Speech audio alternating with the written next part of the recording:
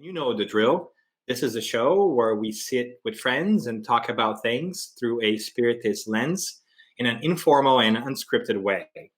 We are very excited to be here for one more episode. This one we are calling Spiritual versus Physical Healing. And we have a great group of people that you may or may not be familiar with. But before we begin, we just want to thank you one more time for being here, for spending some time with us. You may have noticed that for the past couple of weeks, we have tried to provide you with more content as you enjoy, hopefully, a safe and healthy quarantine in your home as we all try to collectively beat this coronavirus. Talking about coronavirus, you might remember that about a couple of weeks ago, 2 weeks ago, we did an episode on coronavirus as well. And that's something that you can check out. Also, we want to let you know, if you are not already aware, that we do this thing in two ways. Some of our episodes are live broadcasts, such as this one, which you can find on Facebook and a little bit later on YouTube. And all of them sometimes as well are put in on podcasts, which you can find on Apple Podcasts, Google Podcasts, Spotify, Stitcher, whatever your podcasts are found. So if you are commuting or if you just want to go back and relive some of your favorite episodes because you have the time, you can check them out as well in audio format. So we're very thankful for your patronage, so to speak, and we hope that you join us in many more conversations to come. But with that in mind, let's get to the topic. We are super excited today to have a lot of our folks who you may already be familiar with, and one friend that we managed to finally get on camera with us. We're going to leave her for our introductions last. But before, I want to toss to my partners in crime here. Suzana, can you say hi to folks? Hello, everybody. I'm Suzana. I'm talking to you right now from Miami, Florida. Thank you, Suzana. And we have another friend who's been here quite a number of times. Another one of our co-hosts here, Flavio. Say hi to folks. Hello, everybody. I'm here once again in my beautiful home in the great Commonwealth of Massachusetts. And we do look forward to seeing and also potentially answering some of your questions.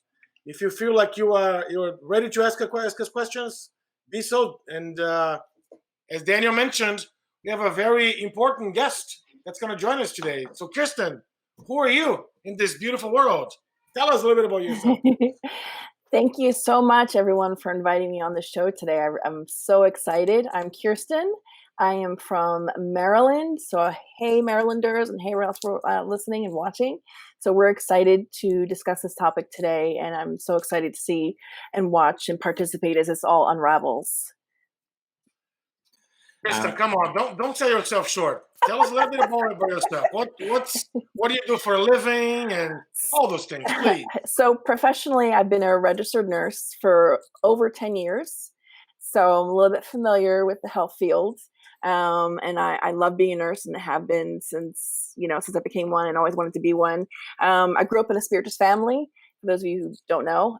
So Spiritism has been something very close to me. It's more like an appendage than it is anything else for me. It's just so natural. So definitely love discussing it, definitely love sharing it, and definitely love being able to talk about both worlds I live in, which is the health field as well as Spiritism, and merging them both and just finding the beauty in it all. Awesome. Thank you so much. Sure. Dan, back to you, my friend.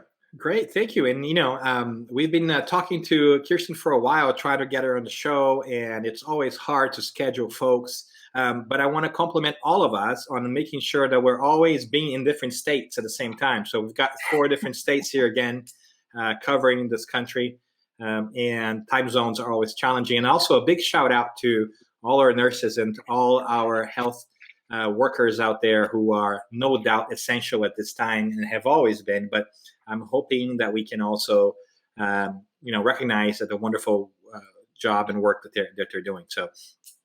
So shout out to all our medical field personnel who are sacrificing a little bit of their personal lives, like Kirsten and like Suzana as well, who are doing this because, they've chosen to do something really special for others. And we are really grateful for your choice of livelihood. Thank you. Absolutely. Fantastic. Yes. And we got a shout out for you already here. Kirsten, look at that. Thais is actually saying here, shout out to nurses. She's also a nurse, I believe. Yeah. Yes. So we're definitely celebrating nurses everywhere who made all these things possible for us. But let's dive in. Spiritual versus physical healing. This is an interesting topic, one that's very meaty, right? So where do we start, folks? Where do we want to go? Can we have one without the other? Can we have spiritual healing? Spiritual healing without physical healing, or vice versa? Well, should we even say like what's spiritual healing? What's physical healing, Flavio? Let's toss it back at you, sir. So I think I'd like to perhaps take us from a journey, right? So if you look at the overall concept of healing, so a lot of in the past, right, folks, believe, myself included, that healing is the opposite of sickness, right? If I'm healthy, if I'm healed, I no longer have sickness. But if I look at the World Health Organization, if I'm not mistaken, and by the way, I'm not a nurse, I'm not a doctor, I'm a medical doctor, and I believe they use a definition that a health is a state of mind, right, Kristen? I mean, is that something that we can maybe tap on, like physical, mental, socioeconomic well-being, as opposed to just, hey, I have a flu and I'm cured? Isn't that the case? Absolutely. Health is considered on a multifactorial, multidimensional level. It's not just linear. It's not just physical. It's emotional. It's mental. It's the whole gamut of everything that could encompass us from a holistic perspective. So, and one thing that I really like as well, if you dive deep into the World Health Organization or the CDC or any of the like, or NIH or things of that nature, they really will show you, and many different publications as well, where they like to define what healing is versus cure.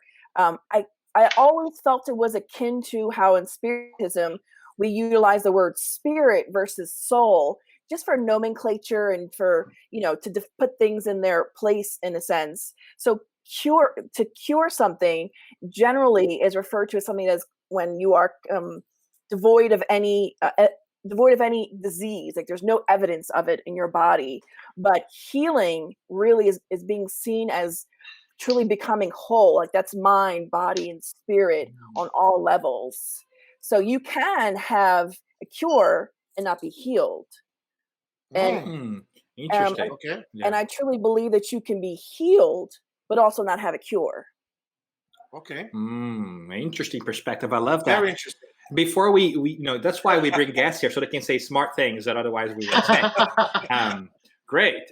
Interesting too, because one thing that just dawned on me about a couple of weeks ago that I hadn't really thought about is actually even the word disease, right? Disease, it's actually dis-ease, the fact of not being at ease, everything that brings you off your balance, which I had never connected the dots until recently, because you just, take on a word and you just know its meaning. So it's not necessarily something of itself, but it's something that knocks you off your feet, right? And so I love that definition, or not definition, but that explanation of yours, because I think you're right. I think this piece about cure and healing has a lot to do with the spiritual and the physical pieces of things. Now, let me ask you guys this, right? So all that is like super cool, the concepts. And even for us as spiritists, I mean, we have a tendency, a lean to talk about spiritual over physical healing. But how realistic is that we, or let me put it this way: how much of this frame of mind do we really have or see in our society? Because I think and I perceive us, all of us, even spiritists or spiritualists, we still so deeply identify with the physical body, right? With the material realm. And obviously, no one likes to be sick, right? Have you guys like had this experience of having like just a really bad cold and being bitter about it because you can't do things, because you can't leave the house, because you can't, you know what I mean? And it's just a cold, right? And you feel like disabled, you know what I mean? So it's just something, it's something that every time I get sick, I think about. And so I'm just kind of, I don't know, I'm a little bit all over the place, but I always like to point out the gap that still exists between the things that we say and preach and the concepts that we embrace and the realities that we live in. Because we say all those things, but when we get a simple cold, right, we are like miserable. And just like, that we're forced to take a little bit of time to perhaps take better care of ourselves, because a lot of times we only stop to take care of ourselves when we're actually sick. When we get sick because we have ran our immune system down, to the bottom, out of stress, out of neglect to our bodies and to our well-being, and then we're forced to take care of ourselves. So just put a whole bunch of like thoughts out there for you guys to, maybe pick up. Love it. A thread. Love it. Yeah, white starts slow over here, people. Let's just kind of dump it all in the table. Why? I love it, Sue. I think it's I love the comments because there's so much to unpack, like you said, right? I think there is the idea of spiritual versus physical. There is the practice versus theory, right? And all those kinds of things. So I don't know. Where do we want to go? Do you guys have a sense? I think it's important for us to define, right? Again, let's go back to the first question. Is it possible to be, spiritually healed and not physically, and vice versa? I think it's important for us to define, right? Spiritual healing versus, physical healing, right? Yeah. So everybody, I guess I don't think the easiest route. You guys can get the complicated route. I mean, if you got a cold or a flu, right? Once you overcome it, once you are better, once you're out of it, to Suzana's point, once that doesn't impact you any longer, you're back to your normal activities, right? Then we can say the person is physically healed. Right. Right? What about spiritually healed? Can anybody give an example? So, for example, like, going back to the same thing that I was saying, a lot of times we become sick because we are not paying attention to ourselves, to our spiritual, to our emotional needs. We are, for example, just going a little bit psychological here, right? We are trying to prove to ourselves our values. And so we are overdoing, we're trying to overachieve and not paying attention to simple things like rest, like, paying attention to your family, and just like, all those things are important, right? So healing, which Kirsten, start to talk about, would be that state where you're centered, you're in peace, you pay attention to your physical, to your emotional, to your spiritual self, and you are, able to balance all those aspects of your life as much as possible.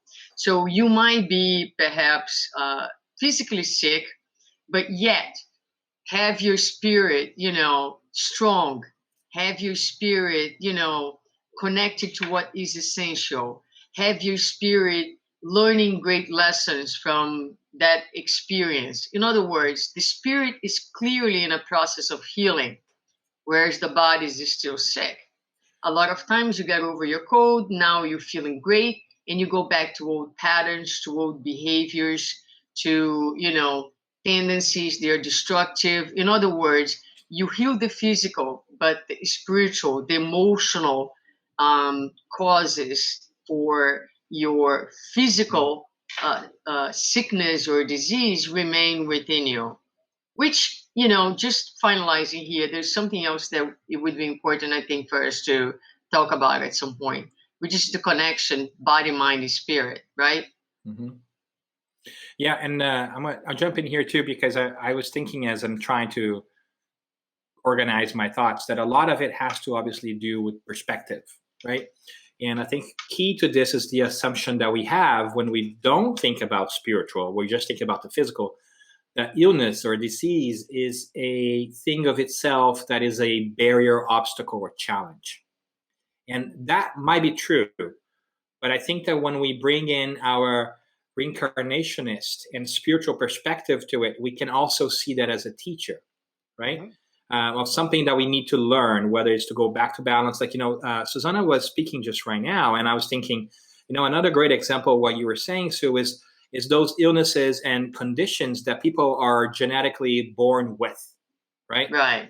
And that they might have some sort of physical ailment or illness which has not developed necessarily in this lifetime, right? But that they have to deal with some sort of limitation or challenge or condition that they have to live with, and they can do so even though being physically limited, they can be emotionally and spiritually happy, right? I'll give you a simple example like that came to my mind: diabetes, right? Diabetes type 1.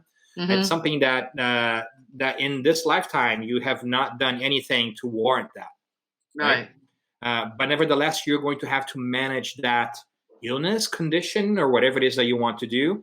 And there will be limitations on your behavior and what you can and cannot do that you are going to have to manage for the rest of this incarnation, right?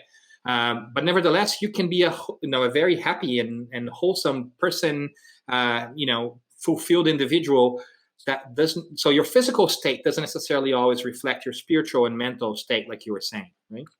Yeah. So in plain English, the way I see it, it might be oversimplistic, but the way I see it is spiritual healing, right? It's really the spiritual healing of us as spirits. Physical healing is the healing of that, medical diagnosis, right? Kirsten, what do you think? Do you agree with that simple version of it? So I don't think everything in life is so black and white. I think there's a lot of just. I know. I'm sorry. We like her, Suzana. Let's keep her. Yeah. There really are 1,000 shades of gray, and I think each case is very uniquely different, I would say. And I actually wanted to touch on something that Suzana said, I think she was alluding to, is two things. First, when we're dealing with chronic versus acute illnesses, because they're two different things. Absolutely. And they elicit different emotions. Sure. In all of us. And how we deal, and I think that's what you were talking about, Sue, how we actually deal with the illness, whether it's acute or chronic, is a big part of how we're managing it.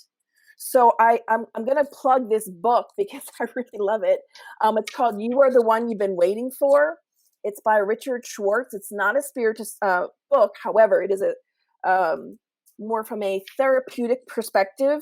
I'd be willing to bet, Sue, that Sherry knows about this. And it talks a lot about this kind of modality called internal family systems. In layman's terms, basically what it is it tries to help us to deal with our emotions part by part. So have you ever found yourself saying, if you have a chronic illness, whatever it might be, whether it's diabetes, type 2, or if it's hypertension or what have you, and you found yourself saying, there's a part of me that finds this really difficult, but then there's this spiritist part of me that knows that everything is for a purpose, but there's this other part of me that says this really sucks. So in IFS, which is Internal Family Systems, talks about how important it is to find healing and understanding with all of those parts of us. And if you read a lot of the books of Joanna DeAngelis, there's a book in particular called Times of Health and Conscientiousness. And she talks a lot about, obviously health and cures and things of that nature, and that need to be healed from the inside out, finding that internal peace within.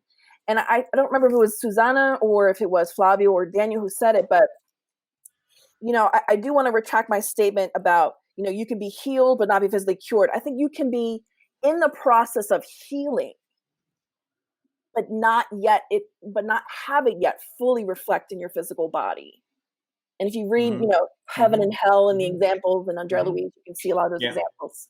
Yeah. And I would frame that further, that piece that you said, Kirsten, which I think is really great. I was looking for the book here. I have that book in my table somewhere. The one? Time of Health of Consciousness. Okay. Now, Awesome. I'm also halfway through one that I think is interesting. It's called Cured, just came out. I'll share that later. But Yeah. what I thought was really interesting is there a connection between short-term and long-term thinking here, right? Because spiritual healing is sort of a longer-term issue that may take many lifetimes to achieve. And physical healing might be like stages along the way, right? So it's possible that we may heal from an illness physically, but that it may reappear with time because we have not addressed the root causes of the illness, which are now beginning to better understand, right? If we think about it, it's been a very short period of time that we have paid attention to the importance of the mind, right? Like a placebo effect comes to mind. Like psychology is only like 130 years old or whatever it is. So we're only beginning to unfold the spiritual, the mind vector into all this. I am not saying though that everything is just in our heads, right? There's a physical component to it. So I want to make sure that I'm not making the distinction. It's like, no, you can just pray your stuff away, right? That's not what I'm saying whatsoever. But I wonder if there is a component to that piece, right, where we need to get the underlying root causes of stuff, which is emotional and spiritual, because because imbalances there will manifest in the physical body, right, and vice versa. And we got to pay attention to that stuff, like Sue was doing in the beginning. Does that make sense? It does. So pay attention to that. Can we answer the question, why do we get sick? Well, I have to go back to Kirsten. I mean, there's probably a multitude of factors, you know what I mean?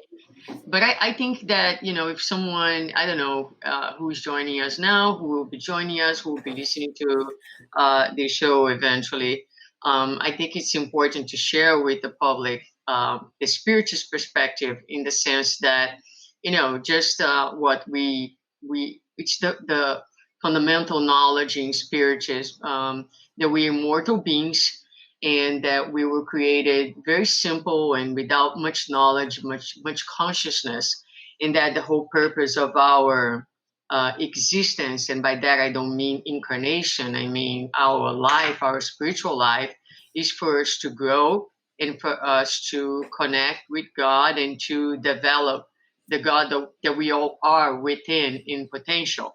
And in order to achieve this goal, and to learn how to love unconditionally, and to reflect the God that we are, we go through incarnations, we go through experiences, we go through learning.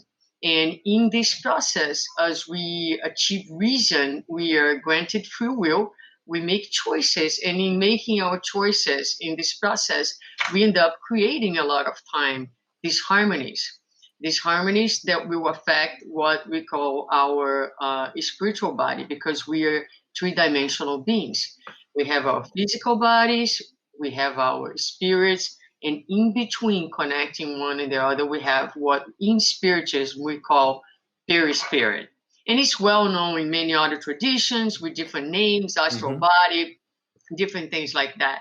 But the important thing is that all these experiences, they are engraved, they are marked in us. When we act with love, we create a healthy flow of energy in our physical and spiritual body.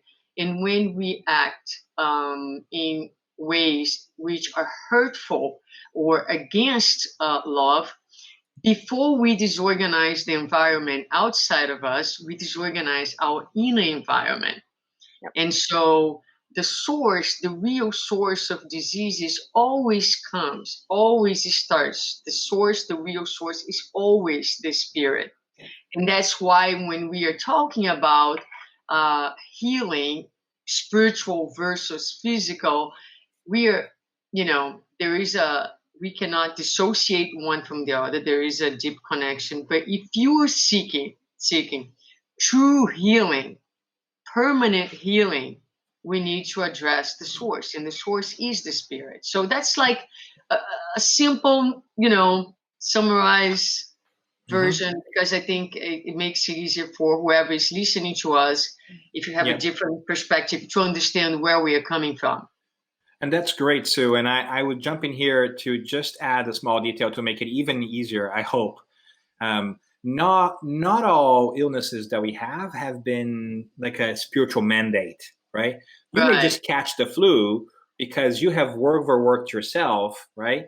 And in doing so, like Sue said earlier on, you have stressed your physical body. And because your body was overtaxed and you didn't get rest and you didn't eat well, right?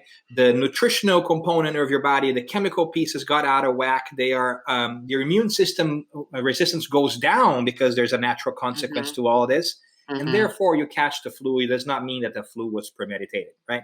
It's because you in that point in time didn't take care, didn't obey the law of love to self there, right? And unbalanced that. Of course, there's flus and there are like chronic illnesses and everything else. But we want to make sure that we also tell folks that just because you sneeze doesn't mean that it was, spiritually ordained, right? Yes. Sometimes we get there. But I think that was a great primer, Sue. I think there was a great primer on how we as a spiritist look at illness in general. So should I then kind of like do a reverse question and say, if all these illnesses and all these things have, in essence, like a spiritual or a mental or intellectual, whatever you want to call it, source, then what can we do, right? What can we do to be as disease or illness free as possible? Yo. Oh, she raised her hand. She's adorable. Yeah. Oh my God. Are you raising your hand? We have a head. Jesus. So what comes to mind is something that I read again in that book, Times of Health and Conscientiousness, that Joanna says when you have the merging of moral conduct and harmonious moral conduct and mental conduct, will you be able to find this health and well-being? So that in and of itself, I feel like warrants us to, might even be a whole other, show for you guys. What does it mean to have harmonious moral and mental conduct? I mean, it really beckons us to do a deep self-evaluation, which I think that it's so easy to pass judgment on everybody else, but to actually put the time in to do self-reflection and to get to know these different parts of ourselves. Because we are, like Suzana was reiterating, we are these immortal beings. We've had so many lifetimes. We've carried with us so much emotional baggage and trauma. And psychosomatic medicine has taught us that, that has demonstrated to us that the emotional and mental effects do affect pathologies in our body. So we know that that's, whether spiritualism hasn't been saying that, but we know that science has been validating that. So yes, we do have to go, as you were saying earlier, you guys were sharing, going to the root cause. And if we don't address the root cause, we're still going to have the issue. It's the same with, if you have type 2 diabetes, if you have hypertension, we can give pills to our patients. We can give them injections, but if they do not change their overall lifestyle and the source of where that came from, the ailment is going to remain. I wanted to tap on that, Kirsten, real quick. You mentioned, some of the scientific evidence or research. I'm sure folks have read that there's some research around prayer and meditation that actually helps, right? Yes. There's a lot of materials, right?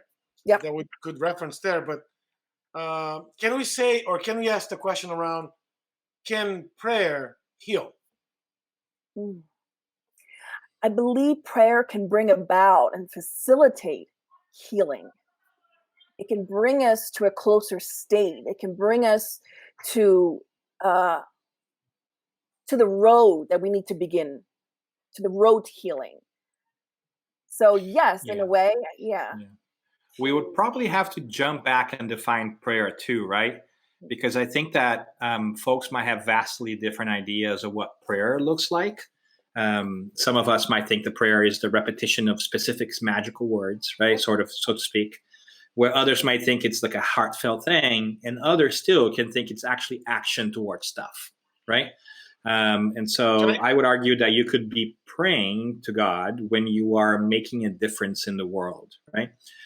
So I think it depends on all these things. And I would probably make a little ladder right there saying like the least effective kind of prayer for self-healing is the mindless repetition of words, right? The perhaps most effective one would be the sincere connection with the spiritual. And then the ultimate way of doing it is that connection and the action towards reestablishing balance, right? Yeah.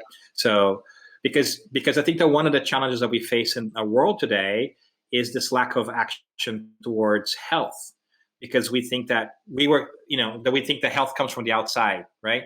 That we can take one or two pills and that would take the problem, would solve the problem, would take the problem away. And while that might help our body to recover, right, and to remain balanced, and that's very important, ultimately, whatever changes we need to do need to be done from the inside, and it's like the lifestyle change piece, right? So that's an interesting question. That's why I think Spiritism is so interesting, because it can marry the physical and the medical and the scientific with this thing that sometimes is considered more mystical, but it's not that mystical, right? When you look at spirituality, understand the forces at play. Mm-hmm, mm-hmm. Can I piggyback off of what you said, Daniel? Not allowed. Not allowed. So I believe it's either in the book The Messengers by Andrea Louise, psychographed by Chico Xavier, however you want to pronounce his name, or it's in Missionaries of the Light, or it's in Action and Reaction, all the same series. So more of a reason for everyone to go and read all those books. But in those particular books, they do give different examples. And one example in particular is of a Catholic mass. And they're, from the spiritual perspective, Andrea Louise and the spirits are observing people receiving communion. And so they're noticing how each person's receiving communion, and from a spiritual side, energetic side, there's no reaction. But they reach the certain person, this woman in line to receive communion. And when the priest hands her the holy wafer, and they describe this amazing spiritual, energetic, harmonious chain reaction that happens in her body. So they were explaining that, yes, so to do something repetitive, like, I don't want to call out certain religions, without any meaning, obviously does not elicit the kind of result that you're going to want.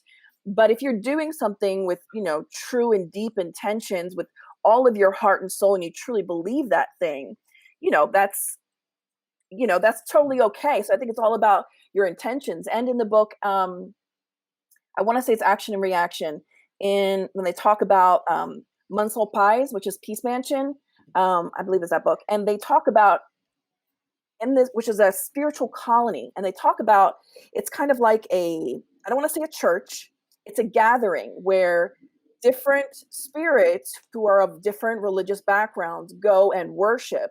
There are some Buddhists, there are some Catholics, and Andrea Louise is like, what is this? Like, what are these, like, people are praying to the statue of Mother Mary, so people are lighting candles.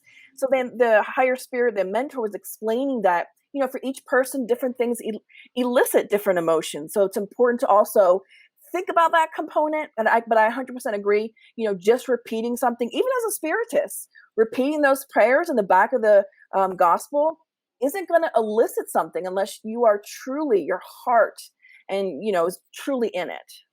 Since we totally took this away from healing towards prayer, right? Totally, out of... Bring us back, Flavio. So before I bring us back, the definition that Allan Kardec brings, I think it's in the Spirits Book question 659, if I'm not mistaken, right? Praying to God is just thinking of God. It's drawing ourselves closer to the Creator, right?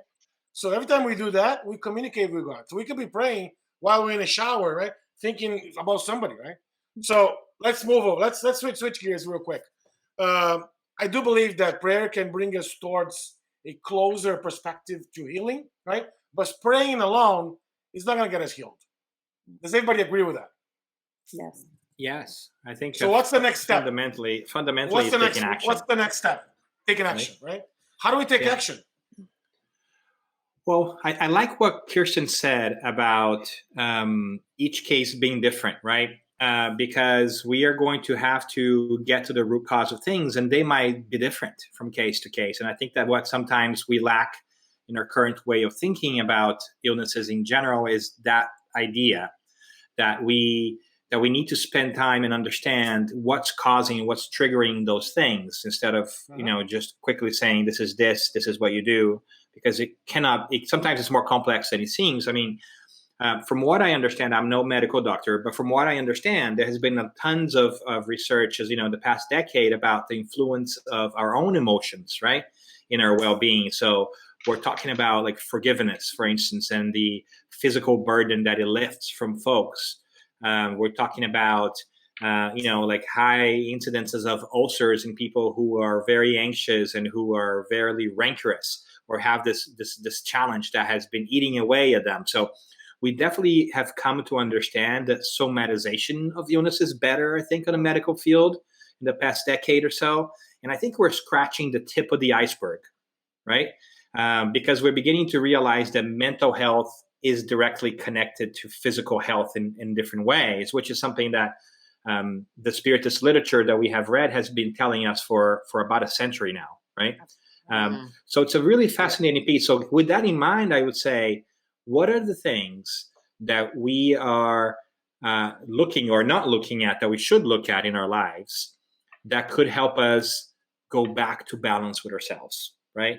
Are we working towards harboring a safe space mentally and emotionally with us? Are we dealing with our emotions? Are we taking care of our bodies, right? Are we getting rest? Suzana did a great job in the beginning of saying, you need to get rest. You need to take care of your body, right? Otherwise, the machine won't. So I think you need to take a holistic approach to these things, because I think we all have heard cases of people who have illnesses that had no explanation whatsoever. Nobody knew how they came about or why. And we also have heard cases of people who have this spontaneous healings about all these incurable illnesses, right? And the book that I was talking about earlier, I don't know if you guys can see it over here. I'm going to try to, because I have the horrible habit of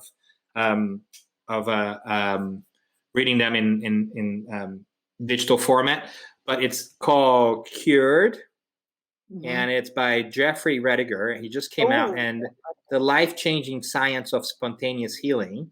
And it's an interesting book. I had a chance to talk to him a couple of times. He's been part of a couple of Spiritist Medical Association events. And he's interested in how people like heal spontaneously from these incurable illnesses. And he tries to go figure that stuff out, right? And it's a really interesting piece, and I'm halfway through it, but I find it fascinating because I think it speaks to a lot of the things you guys were talking about. Finding balance, looking at your nutrition, looking at stress levels and emotional health, and of course, working with a doctor too, right? Nobody's saying that these things substitute medical care, but we definitely should think about that in addition to things, right? And to kind of cut it down to very specific terms, Flavio, I think we go back to that idea of a type 2 diabetes, right? Which is sort of a lifestyle condition, right?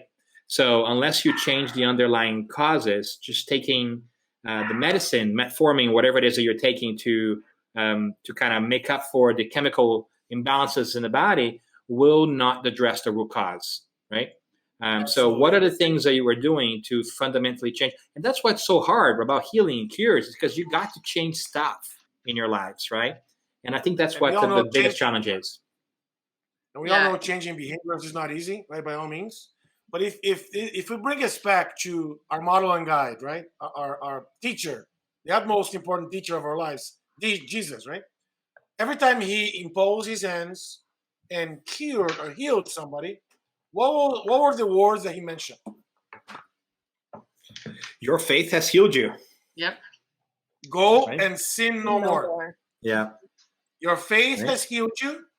Go and sin no more. Meaning, he didn't cure that person. That person cured him or herself.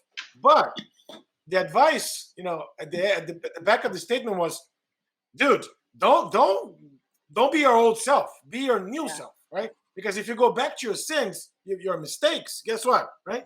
We might be seeing each other again here in the future, right?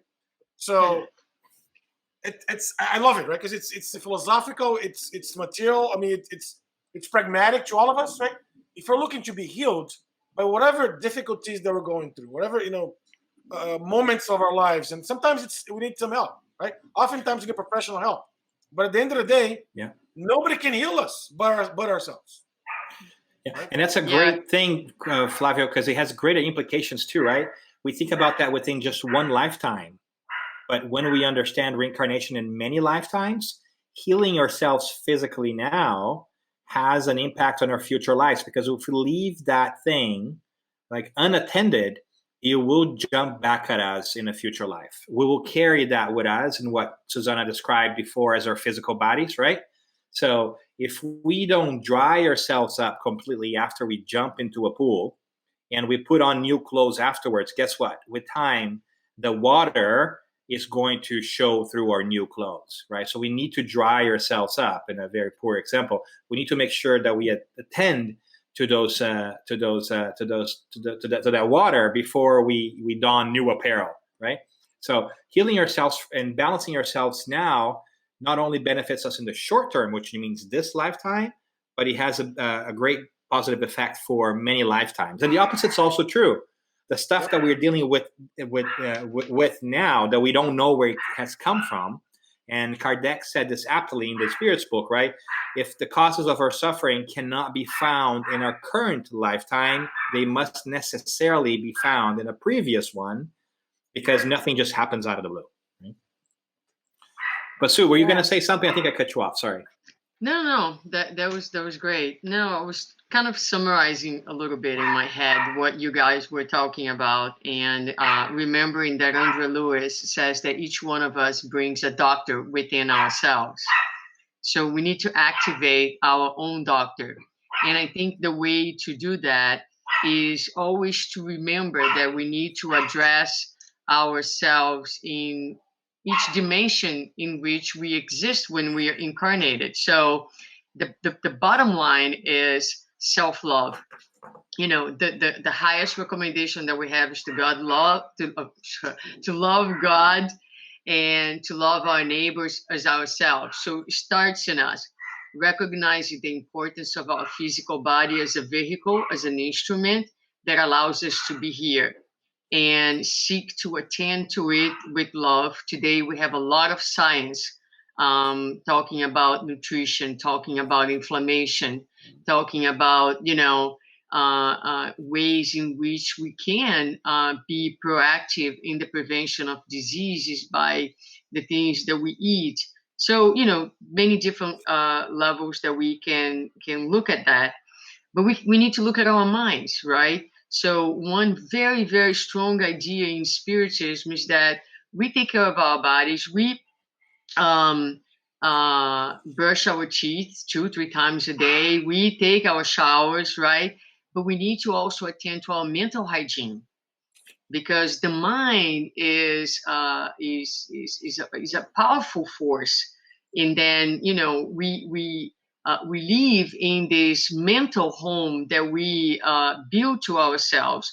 So paying attention to our mind, and I think that here is where, just going back a little bit to what we guys were talking about prayer, where prayer is very instrumental in healing, because the moment in which you lose, in the moment in which your mind, your home becomes very disorganized, prayer helps you to reconnect, right? To change the frequency, that vibration, and gives you a boost. It won't solve your problems, but it will help you to connect with minds that are in the same frequency, and that will give you a boost. We spend a lot of time organizing our homes.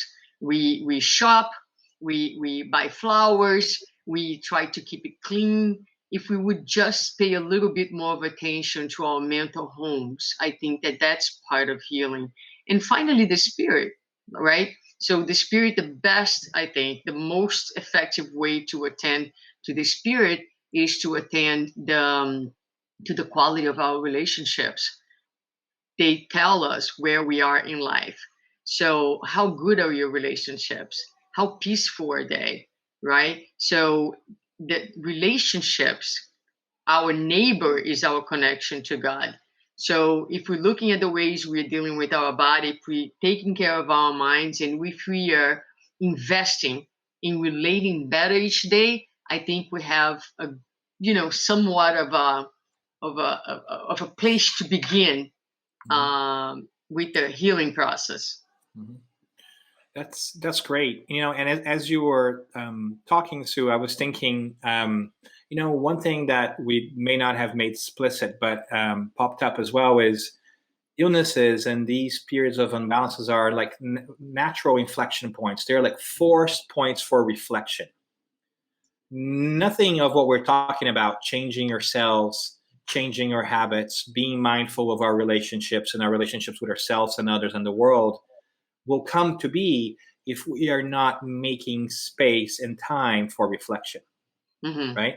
And if we don't do that, then nature will find a way of making us do that and stop, so that we don't run ourselves completely to the ground. And sometimes illnesses are that. They are that moment where we got to say, stop. You need to stop and to think and reflect about what you're doing, because it's not working well. And it's not working well, and therefore your body's paying the toll for it, right?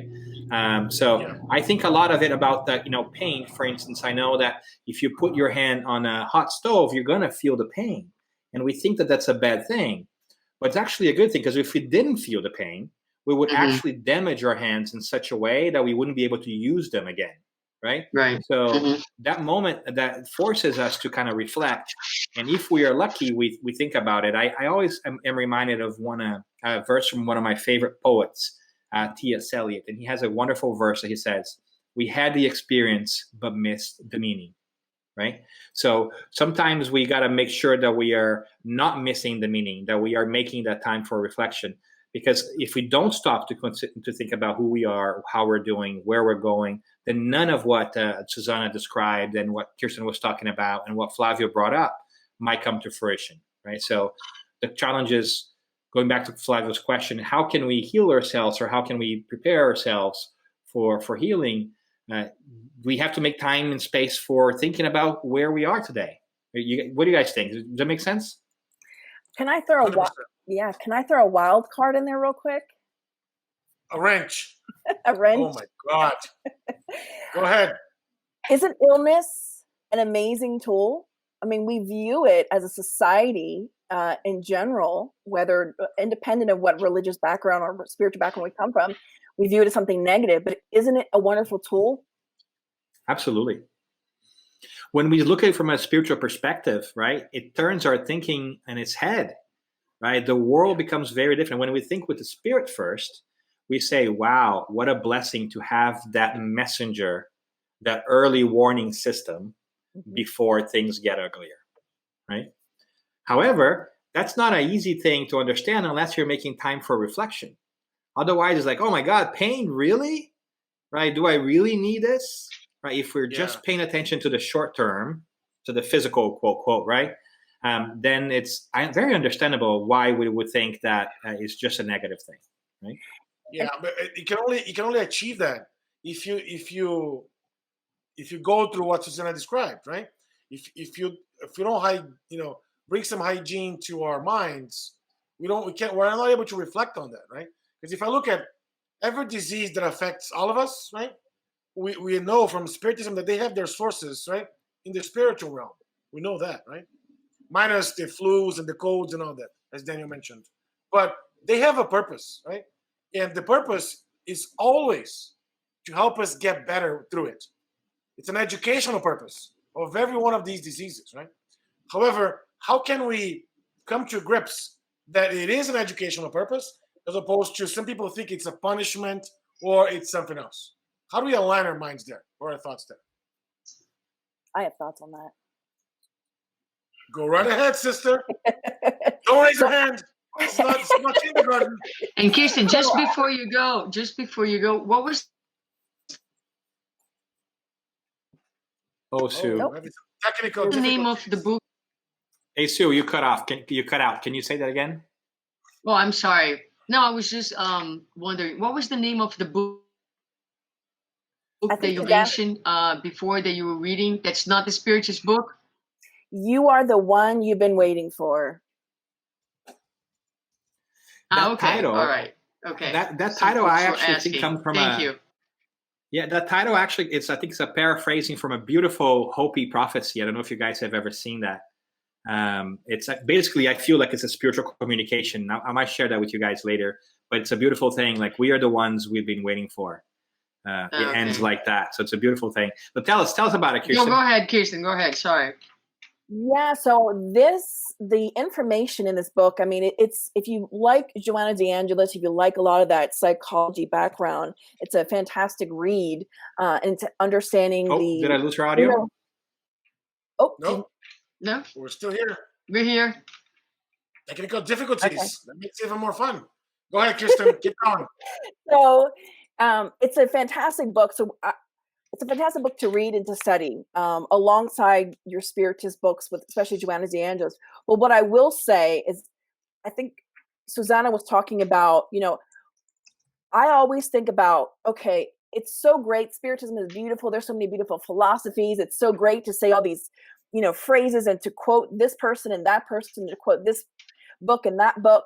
But when it comes down to the nitty gritty, and for any of us who've ever experienced chronic illness, and I'm talking about debilitating, bring you to your knees, you are contemplating what is life and what is it all about kind of illness, you will be faced with a lot more issues where you can't quite get to the full root of the problem before you begin to deal with a lot of the very basic things. And that's why this book is really great, because it talks about, in the beginning stages, at least for some people, when they're dealing with chronic illnesses or even acute, that seems to be really terrible. Maybe even some people who are going through the COVID-19, the coronavirus right now, and the way that it's hitting them, and if they're experiencing it. But you have to deal with the different parts of you that are coming up.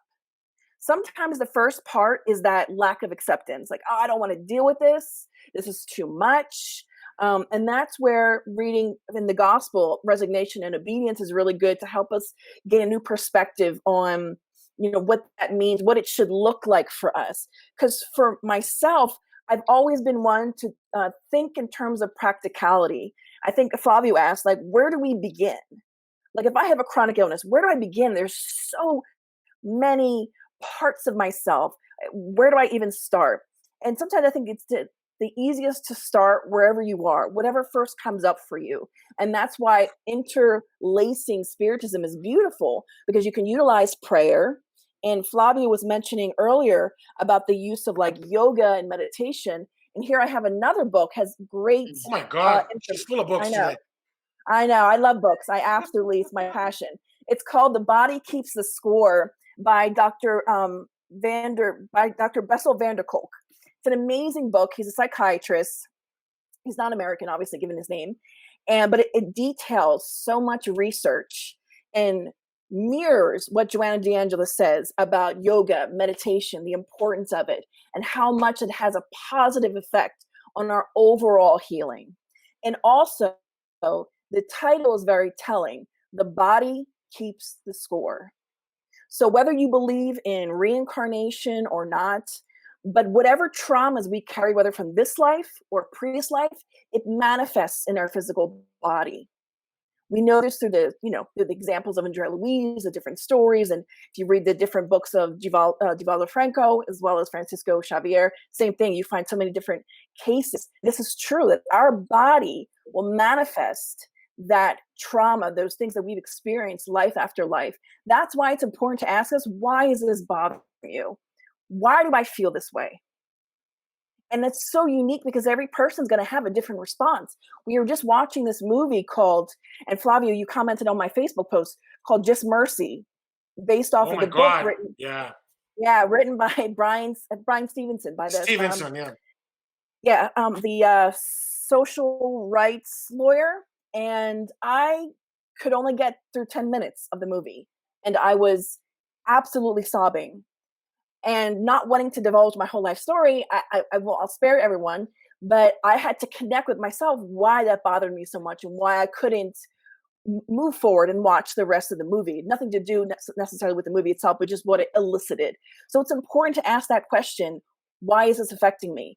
What is this cancer? What is this cold? What is this illness trying to teach me. And I love this Brazilian, I guess he's a psychologist therapist, Marlon Rakedale. It's all in Portuguese, but he has this recent thing that he's doing, and it's called, I think if I were to translate to English, like Go Inside, Viper Yes. Dancer, I think it's called.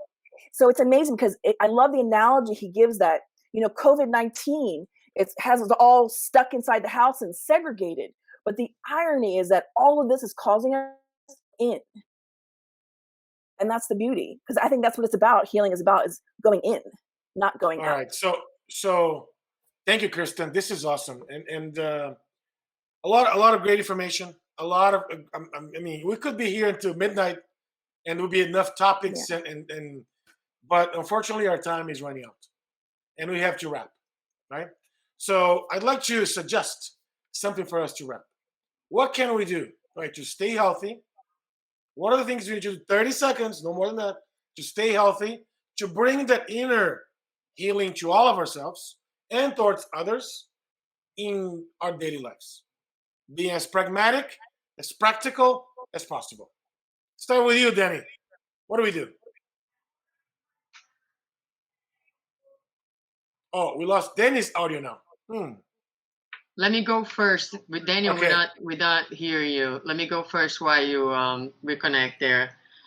I just wanna I think I used my 30 seconds. I'm gonna go along with what Kirsten was saying.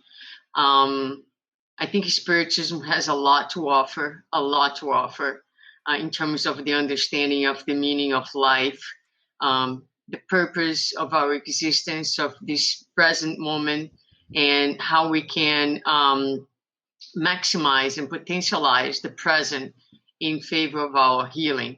But I think that emotions are a universal language that are beyond religions and creeds, and emotions are messengers of the soul. And I would like to cite and recommend the work of André Moreira. He has a book that has been translated to English. Is one of my absolutely favorite books in about healing and self-healing. And he does bring the medical spiritist perspective. But so emotions, the Spirit Dias da Cruz, through this the psychograph of André Moreira, says that they're the thermometer. They speak about the temperature of our inner world. And emotions are what we touch on the surface, but they speak about deep feelings. So when we are ill, whether chronic or acute, I think going back to Danny, the important thing is to seek for the meaning. And a lot of times people say, but how do I do that? How do I get to that? It's we say about those things, but people have no idea where to start. And I would say, listen to your emotions and just be curious about them, because they have so much to tell you and to teach you about who you are and where you are in your wounds and areas in yourself that need to be attended to and need to be loved. All right, thank you, Sue. That was actually almost 30 minutes. I'm just kidding. Sorry, I apologize. What about you, Kirsten? What are the pragmatic ways that we can bring this home, right? Healing in general. I am going to pull from Joanna DeAngelis from the same book, Times of Health and Conscientiousness. And here's the book for those of you who don't know what it looks like. And where she says self-examination and loving God and loving yourself and loving your neighbor as oneself is where you should begin. So self-examination, just I think piggybacking a little bit of what Sue said, is really important. Finding out, gauging where you are and starting from where you are. What's bothering you the most, and go from there. Yep, I like it. I like it a lot. I'll go next. I'm not sure if Danny's back or not, but I can go next. I would say whatever you're feeling, right? Whatever is the problem, the issue, whatever healing you're trying to look for, or we're trying to look for, right? Let's remember that there's a reason for us to be in the position that we are.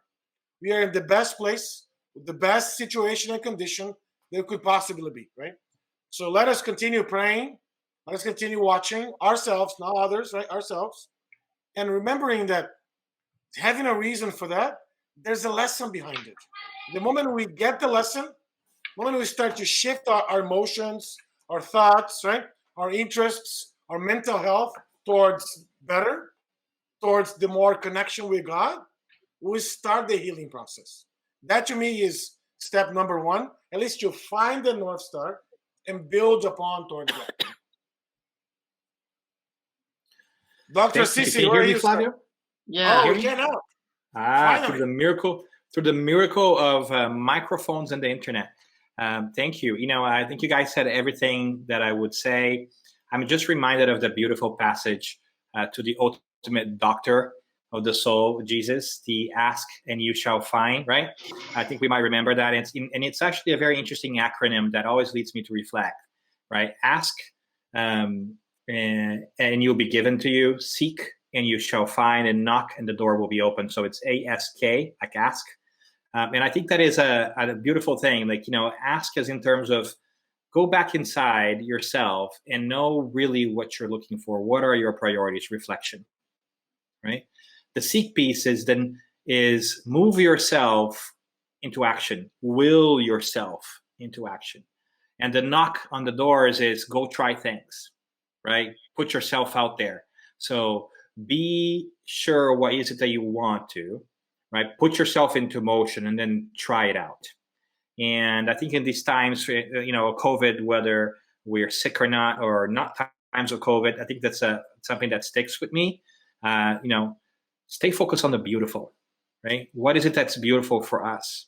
That's my goal for these next couple of weeks, is to go back inside, stay focused on the beauty, make space and make time for silence, for reflection, for prayer, and ask for help when you don't know. Like, that's what I do. That's why I pray many times. I just ask for guidance on what to do next, because I don't know what to try. So these will be my 3 steps there that I would think about this. Does that make sense, Flavio, to you? It does. Thank you all, folks, for the great summary. Dan, how about you bring us home? Thank you, sir. So once again, we just want to make sure we thank everybody who was listening to us live here today and watching us live as well. We are broadcasting, as a reminder, on Facebook Live, and we will then put these videos on YouTube later as well. So follow our page on Facebook, follow our page on YouTube as well. Just look for Spiritist Conversations. And of course, all of the things we do go to audio and podcast format. So if you are not familiar with podcasts or our podcast, search your Apple Podcasts, Google Podcasts, whatever your podcasts come from. Find us there. We want to suggest that if you prefer to listen to us instead of looking at us, you can do that, when you commute. Not that you should be commuting right now, but when you can, that's one way of keeping that energy going. Just want to really thank you for all your time, especially our friend Kirsten here as well today with us. We hope that she comes back many times to hang out. A big thank you to Suzana and Flavio, who always make this such a pleasure. Thank you, guys. We could not do this without you. I know I couldn't. And so I'm definitely in debt to the two of you. And we wrap up.